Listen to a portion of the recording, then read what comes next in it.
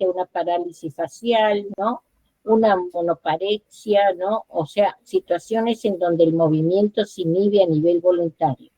Y en el caso de trastornos en la coordinación motora, en el tono muscular o espasticidad, acá está la presencia de descoordinaciones a nivel del movimiento, por eso lo que puede traer como consecuencia un tipo de trauma encefalocraniano es que este sujeto realmente ya tenga un corea, puede tener una especie de, que lo caracteriza casi como que ya tiene como una especie de Parkinson, ¿no? Hay diadococinesias, ¿no? En razón de los movimientos exagerados y bruscos tanto en los brazos como en las piernas, porque ya es un efecto exactamente de daño a nivel cerebral que ya está atacando sectores de funcionamiento cerebral en general, ¿no? Acá es movimiento voluntario y acá es movimiento involuntario. Ya, acuérdense ustedes que cuando les han hablado de estos dos movimientos son, como quien dice, antagónicos, ahí están juntos, ¿no? El movimiento motor es el que realmente es facultado a nivel prefrontal, a nivel de un programa motor, de una intención, un propósito, pero si no aprendió el cerebro a moverse, no lo va a poder hacer. Entonces, quien lo ha ayudado al cerebro a moverse son los ganglios basales del cerebelo, que son los que controlan ese movimiento a nivel involuntario, ¿no? Específicamente ese tono muscular, esa espasticidad, ese balance del cuerpo a través de la coordinación, el equilibrio, ¿no? La postura corporal, eso lo ha controlado estas estructuras. Por eso, mientras esto es zona motora primaria, estos son los ganglios basales del cerebelo. Y estos dos son los que hacen posible que en el movimiento real que nosotros tenemos, trae como consecuencia que nosotros nos movamos muy bien, ¿no? En el sentido de poder direccionarnos con equilibrio, ¿no? Con buen balance.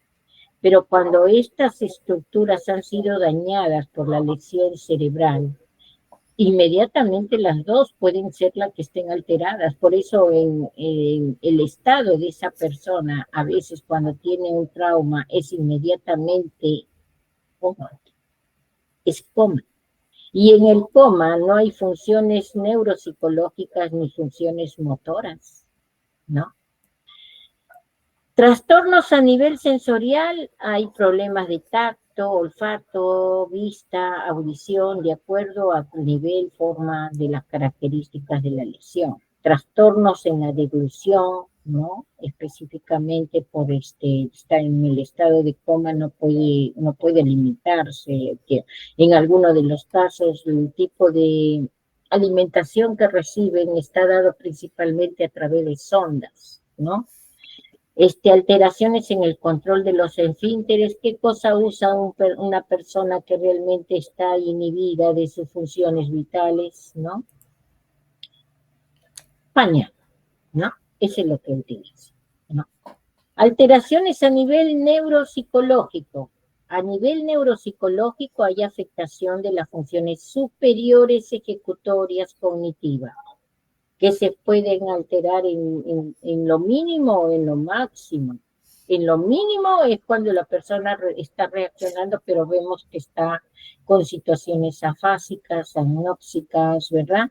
Está con cierto nivel de pérdida de memoria, ¿no? Y a la vez hay también lo máximo o lo muy grave, en donde el sujeto está netamente en estado de coma, totalmente inhibido a nivel neuropsicológico. Entonces, aquí, ¿qué alteraciones vamos a tener? Va a haber alteración en el pensamiento, en la atención, la concentración, en los cambios en la conducta y la emoción, en el razonamiento, la inteligencia, en las funciones ejecutorias superiores, en el sentido de análisis, síntesis, reflexión, razonamiento, monitoreo cognitivo, flexibilidad cognitiva, ¿no? No, eso no va a funcionar bien. La memoria de corto plazo, largo plazo, ¿no? Aprendizaje y lenguaje hablado, que ya lo dije, ¿no? ¿Qué hay además a nivel que debes de entender en este tipo de problemas que tiene el cuerpo cuando está afectado de un trauma encefalocraniano abierto o cerrado, ¿no?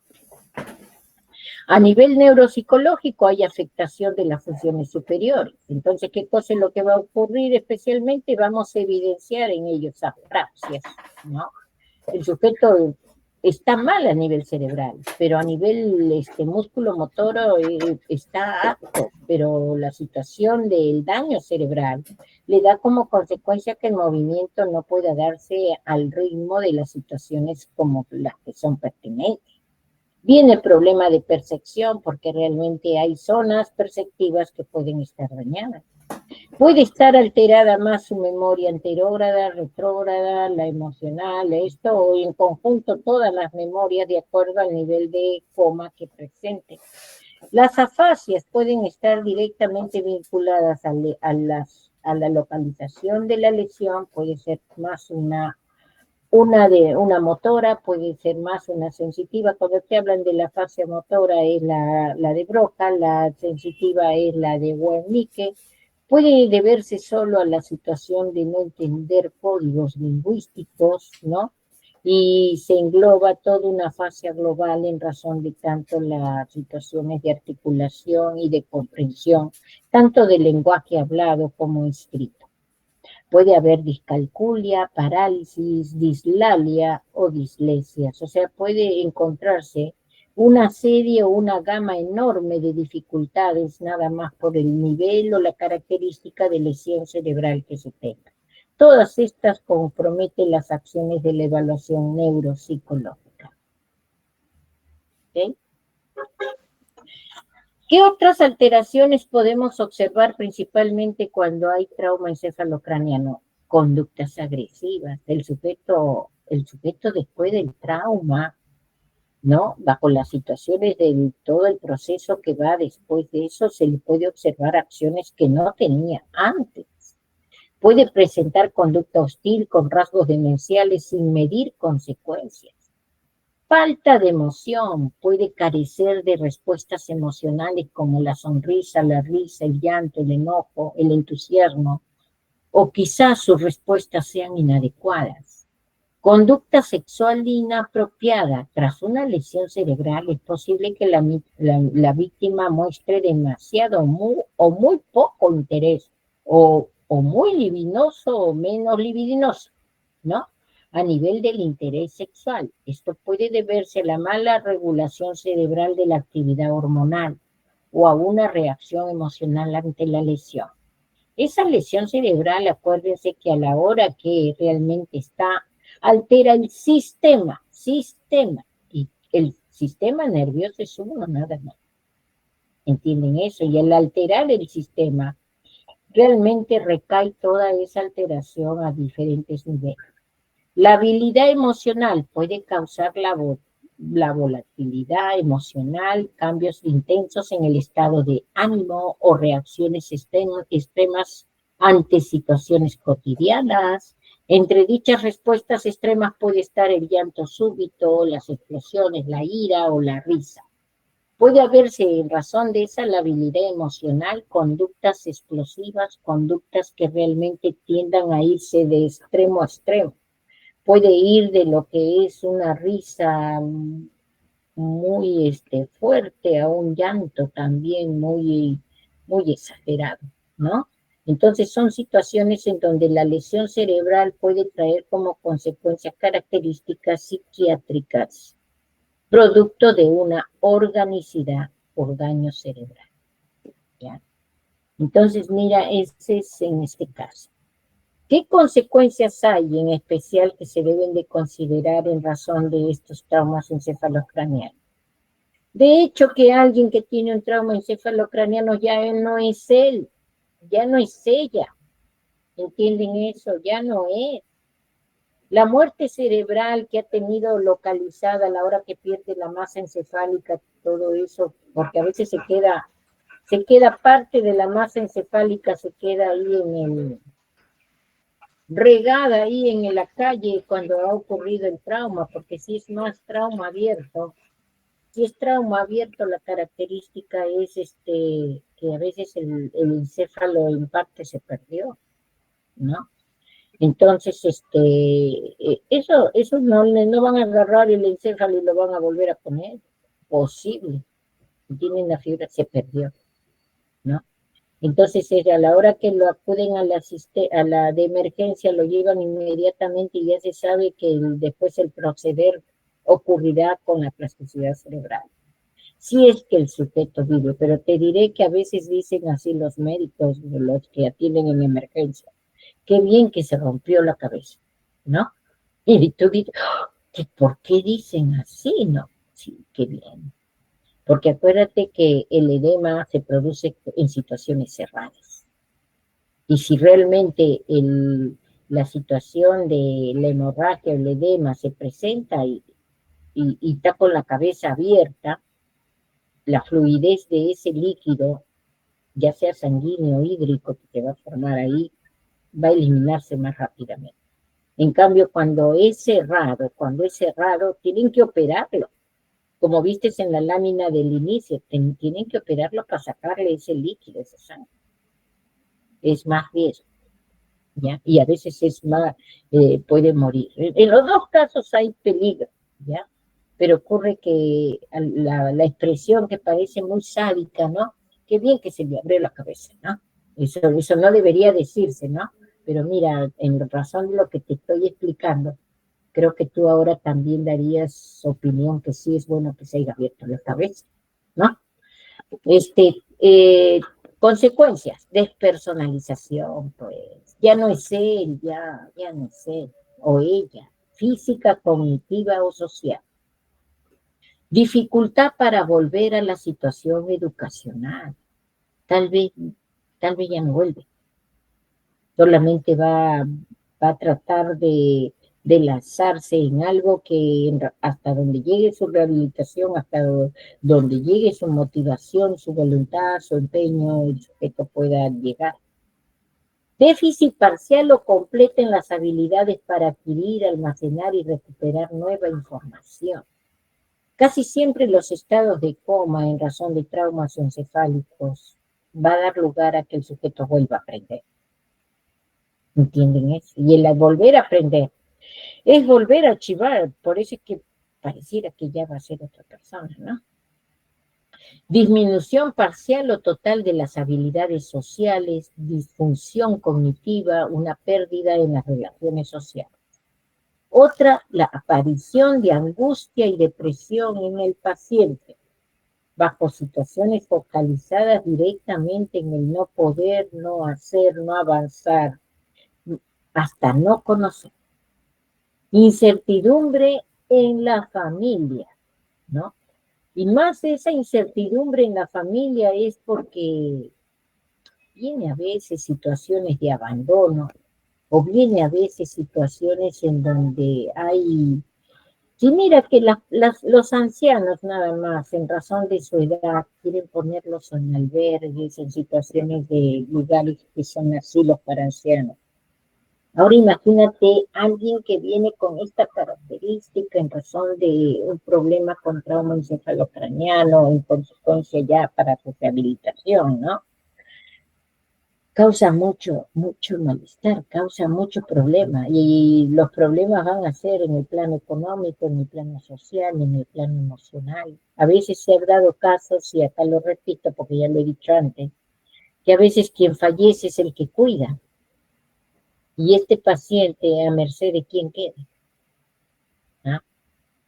Invalidez en lo laboral, que es lo directo que ocurre dado la circunstancia del accidente, porque ocurrido el accidente, si es con pérdida de masa encefálica, por lo menos es un plano de rehabilitación, tratamiento de 3, 4, 5, 6, 8, 10 meses y de acuerdo a la característica en cómo quede, realmente a veces la misma empresa ya le da invalidez. ¿Ok? Entonces, esas son las circunstancias en este caso. ¿Ya? La personalidad, de hecho, cambia notoriamente en estas personas, ¿ya? En razón de la lesión que haya tenido por muerte cerebral, ¿no?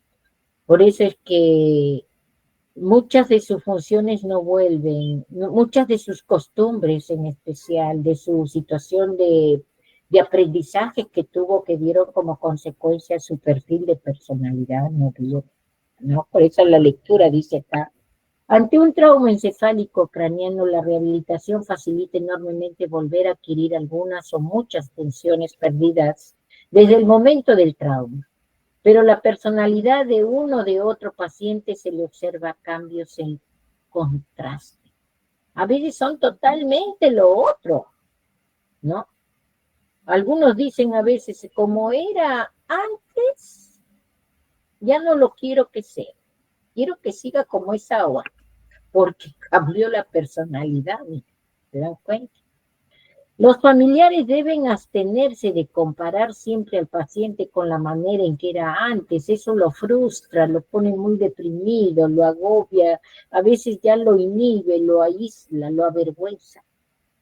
Los cambios de la personalidad suelen ser una versión exagerada de la personalidad. O sea, en algunos de los casos ya es muy, son, en el contraste son muy notorios que no es él, es muy notorio.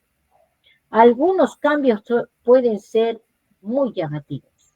Vuelvo a decirte, puede ser que antes no era así, tan hablador, ¿no? Y ahora sí, ¿no?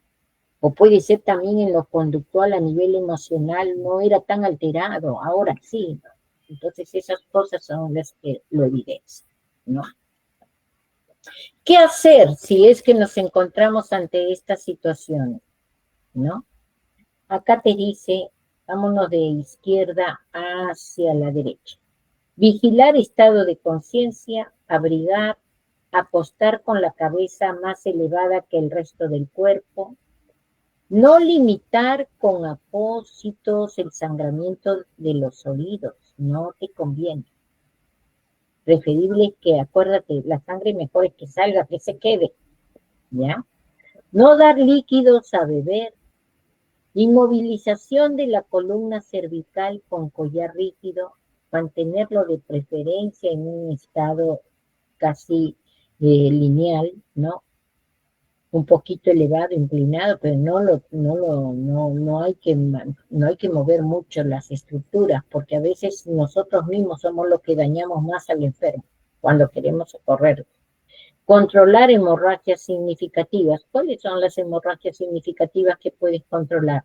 Las que pueden ser a nivel periféricas, brazos, piernas, ¿no? Que esas son las más que puedes controlar, ¿no? Siempre con una presión directa. Si es algo que está relacionado a lo que deviene de la misma herida, lo mejor es no tocar, ¿ok? Trasladar al servicio médico inmediatamente, ¿ya? Acá hay unas formas en cómo se dice, cómo tratar al paciente cuando ha ocurrido, ¿no? Casi siempre hay que inmovilizar el cuello, la parte de las primeras cervicales y con las dorsales, ¿no? Que es la parte de la espalda, ¿no? Acá también ocurren los paramétricos, ¿no? Son los que son más hábiles en hacer eso. En la mayoría de los casos dicen no los toquen. Si ocurrió el accidente, mejor no lo toquen. Porque vuelvo a decirte, cuando lo tocas, si es que no sabes, tal vez el movimiento que haces al moverlo le estás fracturando la médula espinal o estás haciendo ya más daño a una parte encefálica que tiene que ver con funciones cognitivas muy importantes. Entonces, a veces no es el accidente que lo ocasionó, es a la hora que asistimos al paciente que ocasionó este tipo de problema. ¿Ok? Muy bien, jóvenes. Esa es la clase de hoy día, ya, que está directamente vinculado a todo lo que corresponde, ¿ya? La situación de los traumas encefalocranianos. Y esa situación es la que va a evidenciar, ¿no? Cómo y de qué manera hay situaciones que en razón de la producción cognitiva del sujeto, que es en el caso de esa evolución o desarrollo neuropsicológico de la persona, se ve afectada por nada más accidentes, mira, ya sea cerrado o abierto en el caso de estos traumas encefalocraneanos, que es otra forma de ver cómo se altera la neuropsicología. ¿Ya? La semana pasada vimos los ACV y ahora lo que se está viendo es los traumas encefálicos, tanto abiertos como cerrados. ¿Qué, chicos? Muy bien. ¿Hay algún comentario que tengas? No, estamos para después, porque ya esto mismo lo vas a hablar en las prácticas. A ver. Sí, Carlos, Stephanie Carlos.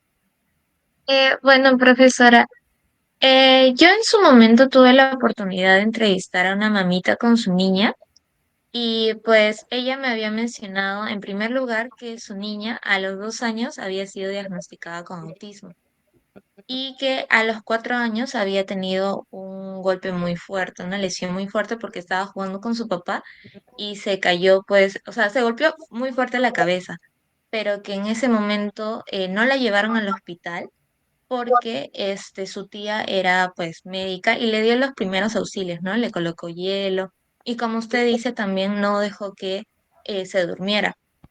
Ahora lo que pasa es que también luego de ello me mencionó que pues la niña no, o sea, como que tenía problemas en el lenguaje.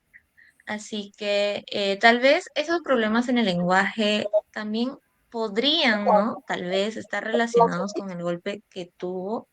Obviamente sé que en el autismo propiamente dicho, ¿no? También está ligado, ¿no? Con los problemas en el lenguaje, con el retraso en el lenguaje. Pero de alguna manera se podría decir que ese golpe que tuvo y que pues no fue llevado al hospital eh, pudo haber influido tal vez en los retrasos en el lenguaje también. Bueno, casi tiene parte, o sea, seguro que a la hora que a ella lo han ocultado, han considerado ese antecedente como posible causante del retraso del lenguaje. Porque acuérdense que si tuvo un daño cerebral, entonces el daño cerebral puede haber afectado zonas principales que en razón de la rehabilitación hay que esperar que lo supere, ¿no? Y casi siempre, si es que hay estructuras cerebrales que tienen que ver, que están dañadas y tienen que ver con esto, entonces es muy posible, ¿no? Es muy posible. Por eso el que está siguiendo el caso de la niñita, seguro que tiene como hipótesis también, ¿no? O como situación de explicación en razón de toda la característica del desenvolvimiento del caso, en donde lo ha colocado esto como una posibilidad y tiene realmente mucha fuente para hacer una posibilidad. ¿Qué, hija? Ok, profesora, gracias. Profesora, sí, justo de hecho, bueno, el caso yo también lo llevé con Stephanie, hicimos el caso juntas y la niña se había golpeado en la parte posterior de la cabeza, pero entonces, justamente ese tema era el que le quería preguntar hace un rato porque estaba buscando y pues decía como que el golpe es, bueno, no creo que sea, bueno, como no se atendió, porque literalmente, como dice Tefi, lo dejaron de lado, porque supuestamente ya lo habían atendido, este, pero yo busqué y decía como que sí, todo esto era como que las personas que tenían, bueno, ella ya había sido diagnosticada con autismo, pero que justamente este tema ya lo iba a empeorar, o sea, que todo lo que pues ya de por sí una persona con autismo, por ejemplo, como dicen, ¿no? Problemas de lenguaje, etcétera, es el tema de la caída, también iba a empeorar todos los síntomas, todo, ¿no? Lo que pasaba a esa persona.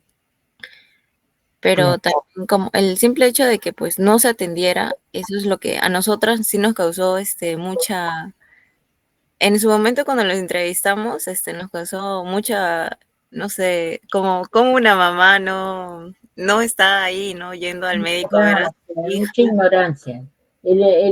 Como les dije en el antes, el golpe puede darse, no se atiende No sale, el problema no sale ni mañana, ni pasado, ni la otra semana, ni el otro año, puede salir a través de los años. Y el problema puede ser múltiple, ¿no? Y ese es un ejemplo de lo que ustedes están explicando de un problema que no fue atendido. Entonces, vuelvo a decirle, a donde lleguen esta niñita a evaluación, el facultativo que la atiende, ¿no? Lo que va a tomar en cuenta es como una posibilidad es de que esto es causa del golpe y del daño que tuvo en determinada situación. Ahora, la, el examen que tienen que hacerle a nivel neuropsicológico o a nivel neurológico todavía sacaría mejor dato, ¿no? Más la parte neurológica y mejor dato si es que realmente tiene algunas situaciones de daño cerebral, ¿no? Porque acuérdense, el tiempo siguió, el tiempo continuó, pero a la hora que continúa el tiempo, con las situaciones del desarrollo de ese cerebro continúan en razón de la lesión que tiene. Es como la cicatrización, pero no toda cicatrización desaparece. Ustedes han visto que cuando vemos una herida, varios de ustedes seguro tienen heridas que se las han hecho cuando eran niños, ¿no? Entonces, ¿qué quiere decir? Que puede haber cicatrizado, pero quedó algo ahí. Ese algo, en razón de cómo se desvió, se desvirtuó en razón del desarrollo a nivel cerebral, eso es lo que está trayendo esa consecuencia de la niña en razón de su lenguaje, ¿no? Entonces eso, bueno, la vida continuó en esta niña.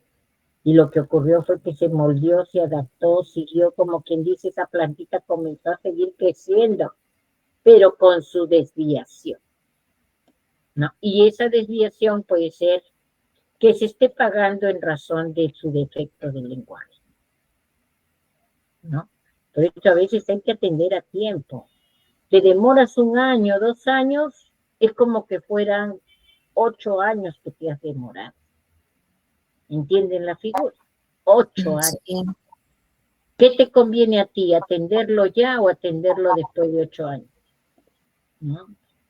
Por eso cualquier golpe a una criaturita, principalmente una criaturita, hay que pensar feo. Vuelvo a decir, preferible es pensar feo. Pensar que, ay, no, tiene daño cerebral, que no, hay que hacerle esto, hay que hacerle el otro, hay que ir acá, hay que ir allá, hasta que descartes. Una vez que descartas, bueno, pues ya estás tranquilo, ¿no? Tranquilo. Pero si no haces nada. Sí, Sí. te escucho. Bueno, lo que pasa es que como dijo Tefi, la señora tenía a su familiar, y creo que era la tía de la niña. Entonces la mamá se había confiado también de eso, que como creo que era doctora, ¿no, Stephanie? No estoy segura, pero estaba como literal, sí era entonces. Bueno, la cosa es que como era doctora, supuestamente, ella como que le dio unos chequeos previos, le había, por ejemplo, las pupilas y que no se durmiera, le dio todos los primeros auxilios, supuestamente. Y la fue a vigilar, pues, ¿no? También que no se durmiera, así un día. Y como vio que pues no pasaba nada, como que no tenía convulsiones o se había dormido, ¿no? De la nada, pues, o sea, lo tomaron muy el tema a la ligera. Entonces, Bueno, pues dice que esa es una mala praxis. Pues. eso fue lo que nos enojó, porque como una doctora que pues supuestamente ha estudiado eso, y ustedes no lo deja saben lo ahí que a veces quemado. ocurre con algunos doctores. Algunos doctores se les sube a la azotea mucho el humo. Y pues así que ya, ¿qué se puede hacer si subió el humo? ¿Quién se perjudica? Claro, la niña encima, pues después ahí con todos los problemas también del autismo, porque ella también se dio cuenta que la niña tenía autismo, ella fue de las primeras que se dio cuenta de eso. Sí. Y pues todo, bueno, yo considero que sí lo empeora, ¿no? Todos los síntomas que sí sufre un TEA. Claro. Muy bien. ¿Quién apellidos, por favor? ¿Quiénes han participado desde que comenzamos? Al inicio participó, ¿quién participó? Mirko, ¿no? Mirko, ¿tu apellido Mirko? Paz, profesora. Paz. Trajiste la paz. Muy bien, Paz. Paz. Después Jesús Paz. Soy yo. Jesús Paz. Pero yo pongo solo el apellido, o tu apellido es Jesús. No, es Paz. No, es Paz, es Paz. Ya. Paz. Después está. ¿Quiénes más participaron? Ahorita las dos alumnas. Las dos Callata, alumnas. profesora. Callata y Carlos. Carlos, y profesora. Carlos. Ok, ya. Creo que tenemos que pasar al seminario. Todas sus preguntas ustedes en el foro traten de anexarlo, ¿ya? A lo que algo quieran agregar, ¿ya? Porque si no la hora se nos vuela, ¿ya? Y ustedes hacen un seminario como que fuera una clase. A ver, el seminario, ¿quién le toca, por favor? Pasamos al seminario. Listo, profesora. Sí, mi grupo de Piero, Sebas y yo somos encargados del seminario. Ahorita compartimos pantalla para poder empezar. Ya.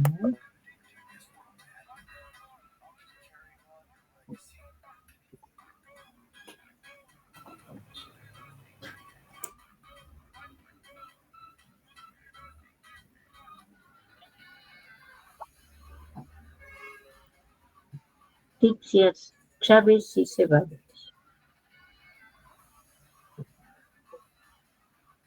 Exacto, profesora. Bueno, ¿ya podemos empezar? Sí, ¿no? Claro, sí. Ya listo. Buenos días, profesora. Buenos días, compañeros.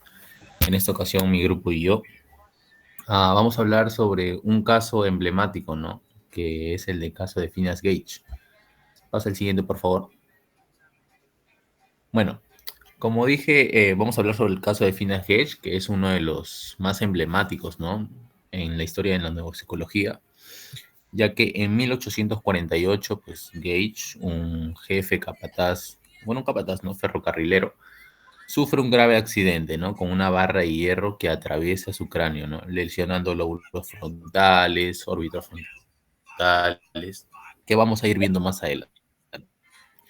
Pero no causó la muerte inmediata, ¿no? Lo que sorprende de este caso fue el cambio radical en la personalidad tras la lesión, ¿no?